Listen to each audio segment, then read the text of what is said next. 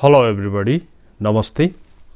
Grade 12 Subject English Unit 15 Agreements पढेर भनिएको छ यस युनिटमा. Let's see the text. आज म तपाईहरुलाई ब्याकग्राउन्ड नलेज भन्दा पनि टेक्स्ट नै पहिला छलफल गर्न लाग्दै छु.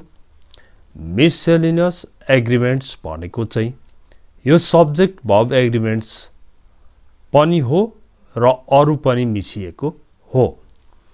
जस्तो टिक द करेक्ट वन भनिएको छ. Number A, he has obtained full marks.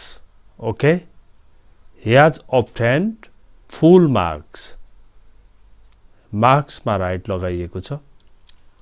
More than 2 boys, दुईजना भन्दा बढी केटाहरू भनेपछि were भयो.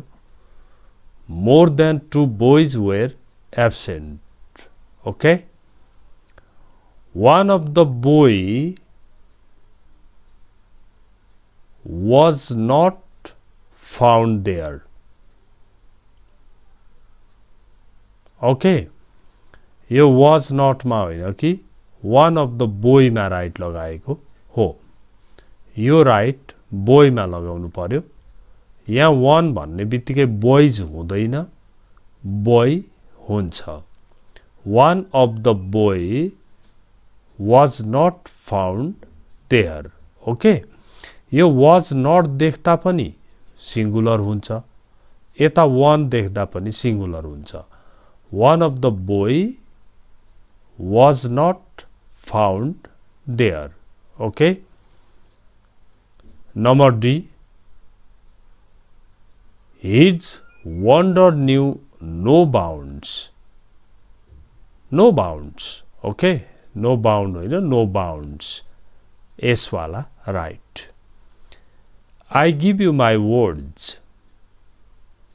I give you my words. Words right भयो. He gave me much good advice. Okay, much good advice. यहाँ much right भयो, यहाँ चाहिँ advice right भयो. He gave wrong information. यसको he gave wrong information. यो इन्फर्मेशन्स भनिदैन, इन्फर्मेसन नै भनिन्छ. धेरै इन्फर्मेसन भए पनि एउटा भए पनि त्यही हो, रङ इन्फर्मेसन नै राइट भयो. त्यस्तै गिभ मी 2 डजन एग्स हुन्छ, डजन्स हुँदैन, DOJTN डजन हुन्छ. 6 miles भने पनि a long distance. 6 miles is a long distance. तपाईलाई यहाँ डबल हिन्ट्स छ के. यहाँ अ भन्ने बित्तिकै पनि यो इज नै लाग्छ. ओके, अले पनि देखाइरहेको छ इज लाग्ने, त्यही पनि 6 miles भने पनि हामी इज नै भन्छौं. The clock has struck 4 hours. Okay, 4 hours right भयो. Would you lend me a 10 rupee note भयो. यहाँनेरि अ भनेको छ नि त. अ 10 भनेपछि यो अ थिएन भने रुपीज मिल्थ्यो, तर अ 10 हुने बित्तिकै रुपी नोट. मलाई एउटा 10 रुपैयाँको नोट दिनुहुन्थ्यो कि सापट दिनुहुन्थ्यो कि भनेको छ. नेपाल गभर्नमेन्ट मेक्स 5 year हुन्छ, पञ्चवर्षे. अझ यहाँ एउटा हाइफन हुन्छ, 5 year development plan. Okay, 5 year development plan. They went to Singapore on a 4-day trip. 4 दिने ट्रिप भन्दा फो डे ट्रिप भनेर भनिन्छ डे ट्रिप को बीचमा बरु हाइफन राखे पनि हुन्छ Which of the sentence is correct in each pair? Rewrite the correct one. यहाँ दुईटा छन् एउटा पेयर छ जस्तो My all books are lost पनि छ All my books are lost पनि छ अब right लाई यहाँ लेख्नु भनेको छ All my books are lost भनेको छ Number B मा His both brothers are ill Both his brothers are ill भन्ने छ His both brothers are ill right भनेर लेखिएको छ Give me 100 rupees छ Give me 100 rupees Give me 100 rupees Rupees नै भनिन्छ नोट भनेको भए पो 100 रुपी नोट हुन्थ्यो तर यहाँ त रुपीज को कुरा छ Everybody except me was absent Everybody except I was absent Everybody except I was absent Okay त्यस्तै He was died of fever He died of fever भन्या छ He died of fever चाहिँ right छ त्यस्तै